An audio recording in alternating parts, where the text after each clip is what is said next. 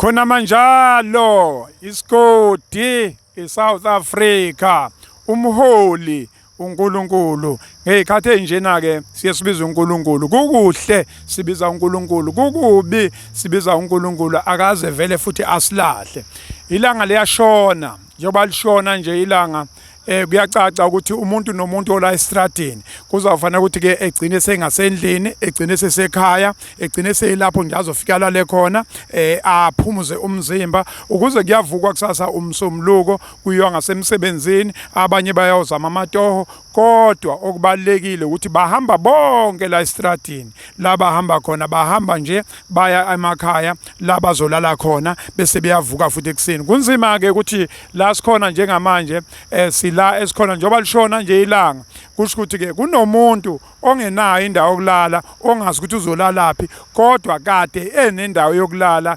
ayizakhele yona ngezandla zakhe ngezimo zomhlaba ngonzima komhlaba wayithola la isekhona uzosithatha sinikeza amagama kaphelela asitshela ukuthi usukaphi ubani ikuphi umuntu la singabamba khona sithe isikoti iSouth Africa senzani siyathandana siyazisana siyazwelana siyalekelelana sithathe eqhawula kithi usithathe usibeke usukaphi ubani yini ekubeka la ekutheni namhlanje awuzukuba nayo indawo yokulala siqale emuva uze nodaba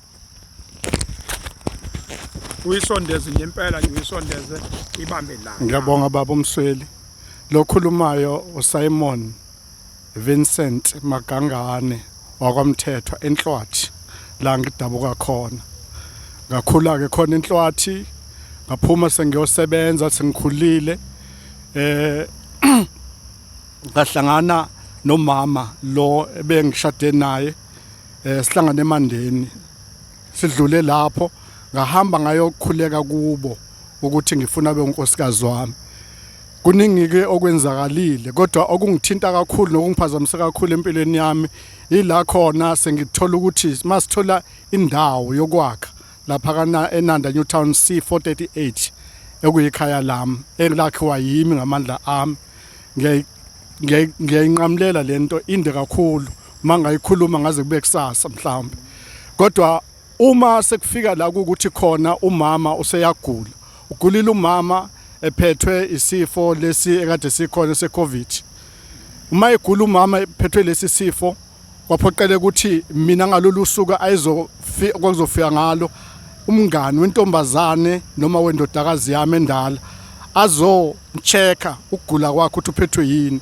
mina ngalolu suku ngangine appointment nomlungu okuyena obenginikeza amatoho since ngingasasebenzi bese ngilokhu ngihlele ekhaya so mangabe ke efika lo ntombazane ekseni sengitholile ukuthi mina umama ebusuku angimnakanga ebika ukuthi uyagula kwangimangaza kakhulu lokho ngaphatheka kabuhlungu ukuthi lento angiyazi ngiyazazi ukuthi angiyento lalayo ngiyazazi na uyangazi ukuthi angiyento lalayo lokho ukuthi angavuswa atshelwe ngento anganaki sesibuya kude kakhulu naye for 45 years mangaphosisi sindawonye mina naye kodwa ke mase ngiphuma ngiya kulomlungu ngishiya sekunondodakazi wami ofundisa kwesinye isikole lapha ngaseBhambayi lo ndodakazi mayifika ekseni akahlala lapha ekhaya uhlala ePine Town mayifika ekseni ufika uze kuma wakhe ngomama wakhe ezwe sebafonelile obatshela ukuthi uyagula mina ngimnakile kwangethusa kakhulu ukuze ukuthi mina sengikwazi ukuhlala naye ngingamnaki egula kodwa ke kwadla ukuthi ngase ngicommittee kulama sente engangizowathola kulomlungu ukuthi ngihambe naye nginawo nanenamba yakhe lomlungu engangihamba naye ngalelo suku ngathi ngiphume ekhaya ngahlangana nonesi wayifake izinto noma iuniform le yabe COVID mangiphamana naye angimazi ukuthi uze la ekhaya mina imizi elapha kulomgwaqo ongena lapha ekhaya i2 khona umuzi kaMkhizi bese kubuzoba yilo ebengikwazi ukuthi wakwamthetho right ngiyambona lo muntu ongenayo ngiphambane naye ngimbingelele naye angasho kimi angimazi ukuthi wayitshela ukuthini angasho kimi ngoba siyazana mina naye eshonele ingane yakhe sahamba sayomkhalisa ngoba umngane wendodakazi yami esegula right nihambe ke mangisendleleni sengihamba nalomlungu le ku freeway N2 sibheke eRichards Bay la sasiyakhona kufona indodakazi wami useHillcrest. Indodakazi wami useHillcrest uganile. Athi kimi uma kuukuthi fanele kuhlukwane, akuhlukwane forever. Angikholwanga indlebe zami engiyinto engangiyizwa, ngingazi lutho ngayo yonke into akhulumela phezulu kwayo yena. Kodwa okwenzeka ngamlalela wakhuluma waze waqeda. Eseqedile ngayivala ifoni.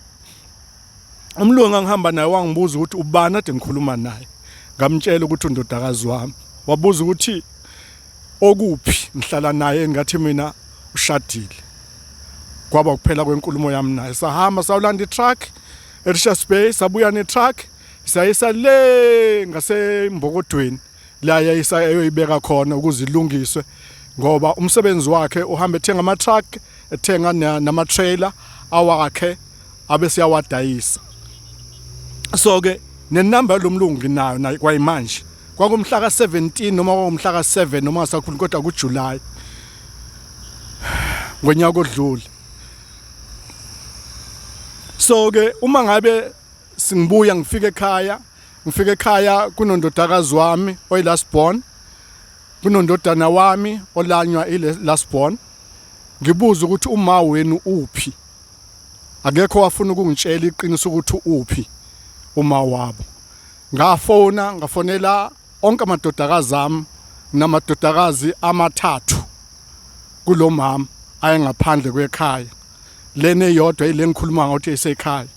Ngafonela omathathu akhona yodwa aphendula ifoni. Inkinga yami nje ngifuna ukwazi ukuthi uma wabo uphi ngoba ngimshela endlini ekseni. Akekho umuntu waba willing ukungitshela ukuthi ukuphuma uma wabo. Akho umuntu owaphendula incingo zami kubo bobathathu laba bebengekho ekhaya. Siqhubeke izinsuku. Undodana ngikhuluma naye ngimbuza ngoma wakhe. Undodana athi ziningi izinto ezikhulunywa uma ngami ekhombisa ukuthi mina usengihlalele isikhathi eside. Right? Ngibuza kodwa ngithi mina uphi yena? Wathi ngathi uma akayimisela ukukhuluma nami mangabe ebona mina uyalimala kakhulu emoyeni. Kodwa uphi yena? Angitholanga ianswer. Kwaze kwaba ngelinye ilanga la khona ngimuzwa undodana la endlini ekhuluma nefoni ngisekamereni ekhuluma nomuntu owayesesibhedlela ebuza ukuthi kungani namhlanje engavunyelwa ukuthi akhulume noma wakhe. Ngokuzazi ibhedlela beyihamba ngeze ukuthi i-doc center lekhuluma akhuluma naye. Ngavuka ngakusasa ekseni ngagibela itekisi ngaya kuleso sibhedlela ngayobuza khona bangicheckela ukuthi ukhona yini, bangitshela ukuthi ukhona. Ngabuza ukuthi ngingambona yini, bathi akuvumelekile ukumbona, ngadlulisa umyalezo kuphela. Ngadlulisa umyalezo mangiphuma lapho ngafonela undodakazi wami lo sekhaya, ngafonela ngathola ukuthi uhamba nobhuti wakhe njoba bebobabili ekhaya ngokulamana kwabo. Wathi mangibuza ukuthi bathi basendleleni baya esibhedlela bawubona uma ngathi ngibuya khona esibhedlela ngilana edolobheni ngiqeda ukuphuma e-doc center. Uma wenu uyaphila kodwa ke qhubekani nizenza umbona. Ngabe sengigibela amatekisi ngibuyele eNanda lapho engazi ukuthi isekhaya khona. Zenzekile ke izinto ke umama esephumile esibhedlela ngoba ngangakwazi ukuyombona, ngingakwazi ukuyombona ngenamali yokuthi ngigibele, kungekho umuntu onginikeza i-direction ukuthi uphi. Ngakhumbula ngeyila ngazi ngafonela umfana kadadewethu osegoli okukhulele la ekhaya, nongangibizi ngomalume ngibiza ngobaba ngoba uthi umuntu owafaka noma wamkhulisayo yimini. Right? Lo mfana kwangitshela ukuthi uma ugcine angazi noma wathi bese egoli kusihle noma wathi bese Pine Town kuMnomfundo noma wathi bese Hillcrest kodwa bese shintsha indawo ahlala kuzo. Mina konke lokho bengingakwazi. Okay fine, kuukuthi kumina as long ezothola ukuthi aphile kulungile lokho. Noma bona bebona ukuthi akufanele ukuthi ngisonele eduze kwakhe ngezathu engingazazi mina. Engicabanga ukuthi bona bayazazi. Njengoba ngeke ngicele umnumzana Msweli kuthe angazi ngisakhuluma noma umhla ka30 December noma umhla ka31 nini ngisuka Olundi ngoba sishonele phakathi kwalesi sikhathi umama egula esephumile esibhedlela sishonelwe umfowethu engilamana naye obenomuzi olundi. Mayishona umfowethu sahamba samngcwaba kwangokuqala ukuthi kungabi khona ingane zami, angabi khona naye umama wekhaya. All right. Sikwaze kwafika kuthini siyamkhumula inzilo, akho umuntu okhona phakathi kwabo, iyodwa ingane yaya ngesikhathi siyongcwaba umfowethu. Yile eshadile seHillcrest. So ke ngifuna ukuthi ke mangibuya olundi emveni kokukhuluma inzilo, ngibuya eNhlwathi la ngizalwa khona emveni kokukhumula inzilo, ngaya olundi ngoba sasihamba ngemoto eya ebolekwe ingodosi kamfowethu ngoba sinesha lokungaganwa kodwa silobole ngezathu ke zemvelaphi yethu eyibongo. Right.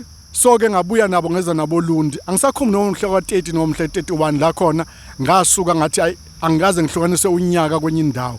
Unyaka ngazo zonke yonke iminyaka ngohlukanisele ekhaya, ngiyahamba ngiye ekhaya eThekwini, ngangihleli kahle kodwa ngathi ngihamba ngiye eThekwini. Mangifika eThekwini ngafika umama wekhaya ekhona nabantwana babekhona ekhaya engangibavele ngibashiye bekhona. Kwaba ukuthi ke uma ngifika sakhuluma nje into engatheni, ngabonga ukubuya kwakhe ekhaya. Emveni kwalokho salala, ngakusasa ekseni silala ngoba sesilala ngokuhlukana ngezathu ke nakhona ezinomlando omude wazo. Bese silala ngokuhlukana, ilala ekamereni yena, mina ngilala e-dining room noma e-sitting room. I-sitting room kuyakulomuzi ihlangene ne-dining room, bona ngempahla ukuthi kuhlukene, kusho ukuthi i-dining room le i-sitting room le. So ke bese ngilala e-sitting room mina.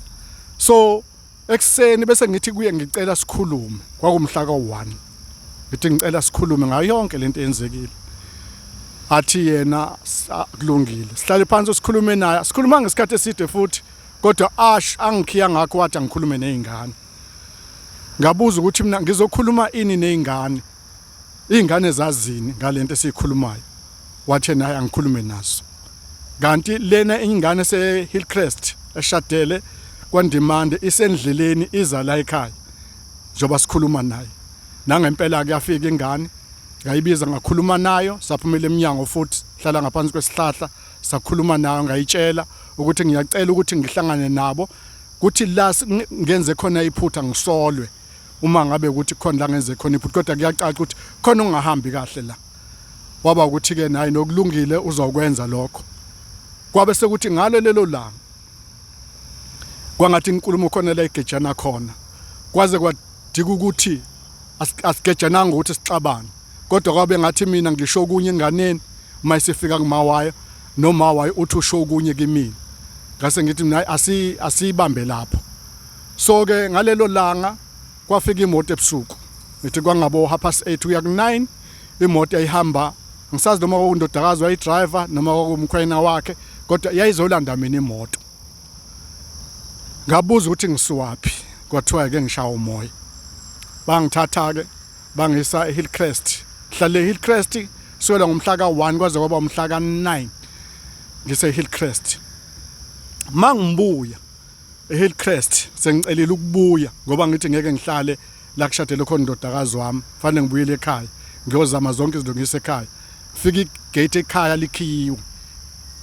Mangithi ngicela ukungena kuthi ukhiyi uhambe nomama wala ekhaya, kusho ingane ezalwa undodakazi wami lo engiphuma kuye eHillcrest yentombazana. Uphi umalume wakho? Umbuzo obuzwa yimi, umalume akekho usedolobheni. Okay. Uphi umama wakho noma wethu? Simbiza ukuthi uma wethu. Uphi uma wethu nokhiye? Akamazi ukuthi uphi. Simfonele, simthole, asho ukuthi usedolobheni ulindele ingane ezoqhamuka eGoli. Lo ngane ufuneka ayithathe ngemoto ehambisa eThekwini. Ngihleli kuphi njalo ngaphandle kwegate, igate ikhiyo. Bese lithe la mayikulungile ngizohlala ngilinde uzobuya. The next thing angazi noma emveni kwe-hour noma emveni kwa2 hours angazi. Ma okulandelayo wabe sefika namaphoyisa ehamba ngemoto yakhe. Mangehle bepaka imoto phambi kwegate. Phuma amaphoyisa. Ngikhuphuke ngiye kuwona njengoba ngangizansi kwegate. Mangifika kuwo angibuza imibuzo. Ngiwabuza ukuthi nizokwenzani la? Yini kwenzakeleni? Bangibuza ukuthi ushuthwe nawazi lutho, ngithi mina ngaba nginibuza bakhona engikwaziyo.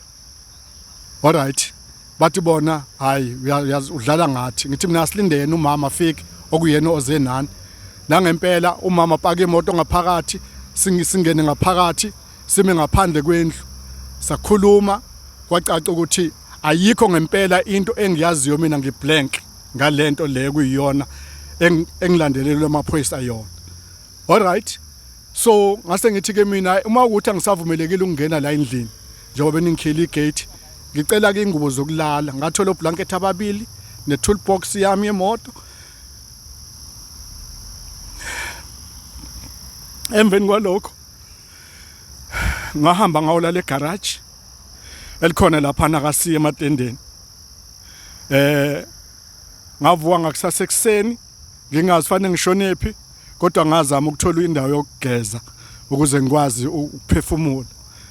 Angazi ukuthi angisazi ukuthi ngageza aphi, kodwa ngalelo langa futhi kwase kumhla ka10 ngalala egarage elapha ya ePhoenix Plaza la kwaShell, ngoba ngangiyela ukuthi khona ngizopaka endaweni ephephile engizobona abantu ngababikela futhi abantu ababekhona ukuthi ngicela ukupaka la ngilale la, isimo sami asivumi ukuthi ngikwazi ukuhamba, upetrol anginawo, imali anginayo. Alright, bangivumela ngalala lapho. Ngavuka ngasekuseni ngoba khona insizwe engase ngayifonela ehlala kaMasha, sahlangana nayo kwenye inkampani la eThekwini yakaMedia. Sihlangana ngokomsebenzi. That was 2006 mangaphosisi. Kwaku 2006 eVolumedia, ngithi kwaku June 1 eVolumedia. So lo nsizwa ke ngayikhumbula ukuthi uyena umuntu engakhosela kuye okaMashu. Ngamfonela, ngangikade ngingamfonela nangesikhathi ngise Hillcrest.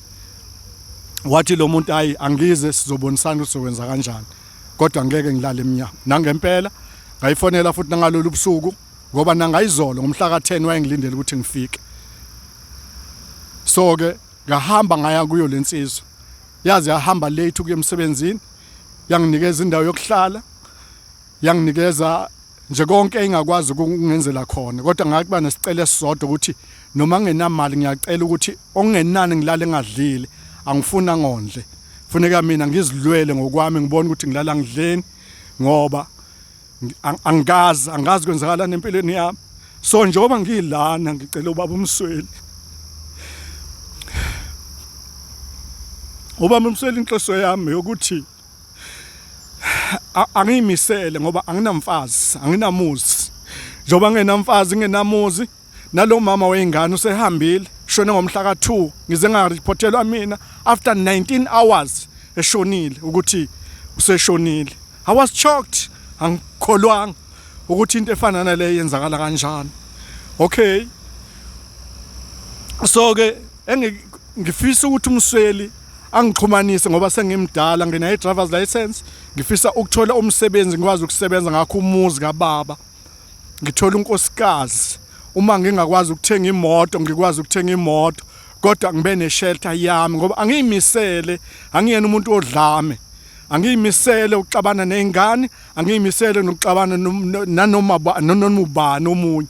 Ngeke ngithi empilweni yami umuntu oxabene nami uxabene nawe uqobo ngoba mina umuntu ngimtshela into engayifuni ngiphume kuye. So ke kwayimanje oba ngikhuluma nje ngizwa kuthiwa izingane zami ziyokhumula inzilo, angazi lutho mina ngalokukhumula kwazi inzilo. Kade ngifonile mina ngakhuluma nobhutwazi osegoli ozala udadewethu, ngakhuluma nobhutwazi ehlala naye la endlini leze la kwasi ematendeni, ngathi bengisuggest ukuthi sikhumule inzilo ngomhla ka8 October kuleyo weekend, angazi noma 18 noma 9, kodwa nje kuleyo weekend le bengisuggesta lokho, kodwa ababonisane basho ukuthi ku right in lokho noma akukho right. Ngizovumela noma ikuphi ngoba angifuni ukuthi kuthiwe ubaba wengane wahamba unini emhlabeni abangasayikhumula ngishizile wagijima angazi angithanda leli gama ukusebenzisa, kodwa likhona leli gama elisetshenziswayo ukuthi sigijime nazo. Namanje ngina more than 2 years ngaphandle komuntu wesifazane. So ke ngiyakubonga ukuthi uNkulunkulu ukwazile ukungigcina kuze kuzofika lesi sikhathi, ngabekezelela isimo engibhekene naso, ngehlezi laphana phakathi angazi ngizothini, phakathi kwethuna ibhamu iqhuma left and right every day Ngifikile nje ngifike ngoJanuary lapha sekufa abantu abawu2 emini lo wokuqala wadutshulwa ngabo 3:30 kuya ku4 eduze nala ngikhona lo omunye next door sihlukaniswa udonga udutshulwe kuyo nje lenyanga lephelile manje uyayibona nje ngihlale ngithukizanya ngoba akekho umuntu engakhala kuye akukho la ngashona khona angeke ngithi uhulumeni angakhele indlu engizohlala kuye bese ngenze njani okunye ngifisa ukuthi ngoba ngisaphila ngizenzele konke engakwazi ukuzenzela khona ngisaphila yilokho nje okudala ukuthi ngicela ubaba uMsweli ngiyabonga kakhulu baba uMsweli umsebenzi wakho omuhle owenzayo emphakathini ngiyabonga kakhulu baba uMsweli ukuthi ungangazi nokungazi ungayiphakamisi engathi ungahlala uNkulunkulu akugcine uyilento eyungaguquki ngoba isikhathi esiningi abantu abaseyikhundleni baphakeme kakhulu kangangokuthi asibazi nokubazi ngesizathu abaphakeme ngazo ngiyile laphana ngayokhuluma ngoba ngithi angikwazi ukuhlala ngingazi ukuthi kukhona mina la ngimdala mangingabuzwa nje ukuthi wafika nini wawufike kanjani angazophendla ngithi kodwa ngahamba ngafuna ikhansela laphana kwathiwa likho ngafuna uBlack Shaman ngabathola bakwenye indawo khona lapha kodwa ngaphakathi bangitshela ukuthi hayi la kanje ngabatshela bathi hayi indoda mase ukhishwe endlini okuyo usitshele siyozama sibone ukuthi ngeke kulale eminyango ngahamba futhi ngaye officeini nase officeini bathembisa akaze benze lutho bangcono la bangithembisa ukuthi uma sengikhishwe abase officeini ayikho into abenza kodwa bathembisa ukuthi konke abazoyenza yilokho nje engikucelayo ngiyabonga kakhulu baba uMsweli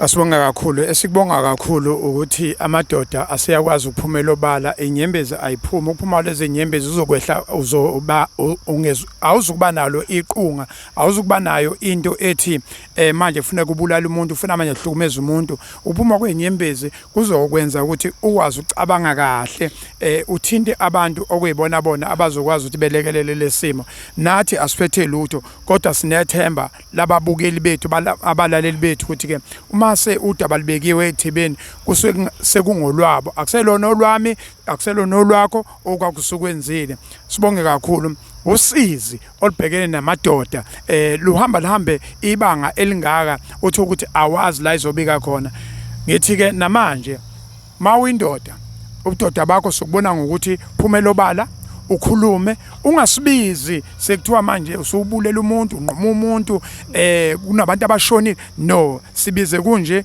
kuhlungu kuyankenketha kodwa okuhle ukuthi sikhuluma udaba olulodwa inkinga yakho ukuthi ke sibheke amathuba omsebenzi sibheke ishelter kuphela hayi ukuthi sikhuluma indaba ukuthi ke ejele uzophuma kanjani ummeli uzomthola kanjani asibonga kakhulu mfowethu ukuthi ke uthatha ithuba lakho wathi noma kubuhlungu kunjalo kodwa angifuni abantu abanosizwe babiza abanye abantu abaneyinkinga amadoda aphumela obala ngiyabonga baba uMsweli ngibonga kakhulu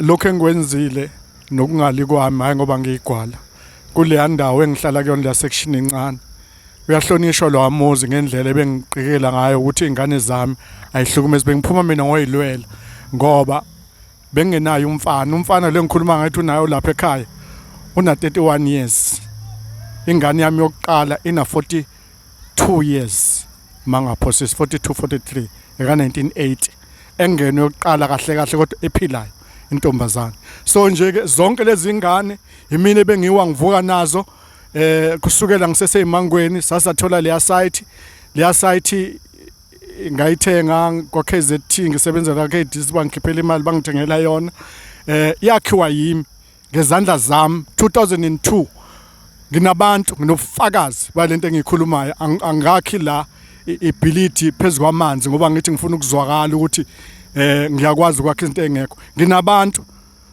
abayaziyo namanje uma nginenkinga ngiyabafola ngithi bafowethu nakho la ngikhona athi hayi ehlisa umoya ehlela ngezansi nensizwa kaMlumbi elaphana emgababa esasebenza naka KZT ngakhalo wamuzi ngosusa ku urban waba ile nto eyiyona angikwazi noma muhle noma mumbi kodwa wawakhiwa yimi ngethuba engangilithola ngisebenza KZT ngangisebenza kahle KZT ngikwazi ukungasebenza umgqibeni nesonto ngomgqibeni nesonto ngangiya khona indawo la eAvoka kuthiwa ise-Effingham ngangihamba ngofundela khona ukwakha ngoba ngangithanda ukwakha le indlu yami yokuqala ayina crack ayina lutho iyaphila nje.